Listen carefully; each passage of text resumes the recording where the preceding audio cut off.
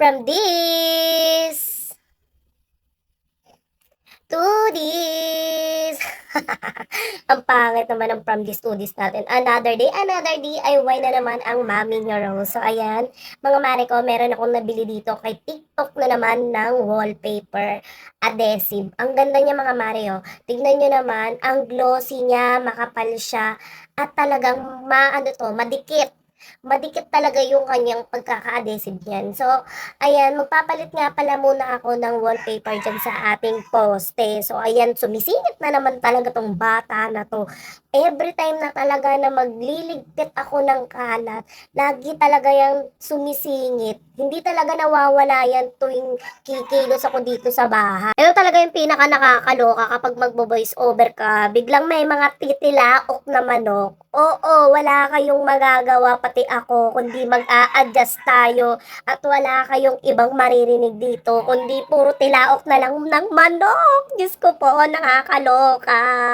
Ayan, nagtanggal na nga pala ako dito ng wallpaper at nagbakbak na nga rin yung aking poste dyan. Kung makikita ninyo, tinatanggal ko talaga yung mga ibang lobo-lobo kasi nga patong-patong na dyan yung mga pintura na nailagay ko. Kaya ganyan na yung naging itsura niya. So, hindi ko na talaga pipinturahan yan. Ida-direct ko nang ididikit dyan yung aking wallpaper na nabili para mas mabilis ko na siyang maididikit. At eto na naman siya, habang nagtatanggal talaga ako dyan ng pintura sa poste, meron na naman ako ditong batang makulit na talagang gusto niyang makialam.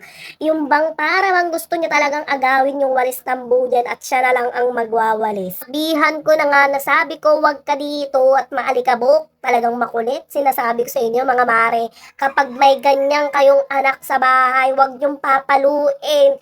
Tsak, sinasabi ko, pitikin nyo na lang. Hala ka, child abuse na naman tayo dito.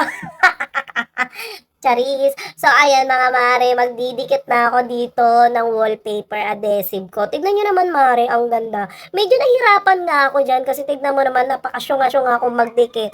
Tignan nyo, hindi ko napansin na kalahati lang pala. Ay, sabi ko, kalahati pala. Tignan mo naman kasi sobrang madikit niya, mare. Ang hirap niyan tuklapin kahit papaano. Unang dikit pa lang yan, mga mare ko. Pero tignan mo naman, nahirapan na ako. Grabe. Pero tignan nyo, ha. Ang ganda ng wallpaper na napili ko. Kasi mala aesthetic ang atake niya sa loob ng bahay. Ang simple pero ang lakas ng dating niya. 'Di ba?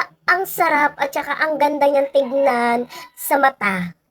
Kung makikita nyo itong wallpaper na to pag natapos ko to, ang ganda niya, ang linis niya lang tignan sa bahay. At saka ang simple-simple lang niya. So ayan, pangalawang pato ko rin. Kung mapapansin nyo dyan, merong konting uwang-uwang sa gilid. Kasi nga hindi niya kasurkat itong wallpaper dito sa poste na pinaglalagyan ko. Pero magagawan natin ng paraan yan, mga mare ko.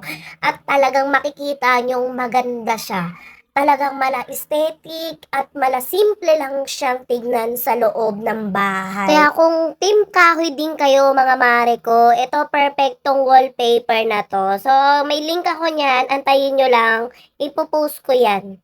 Wait nyo lang pagkatapos ko neto. Charis. So ayan, wala nang tumitilawak na manok.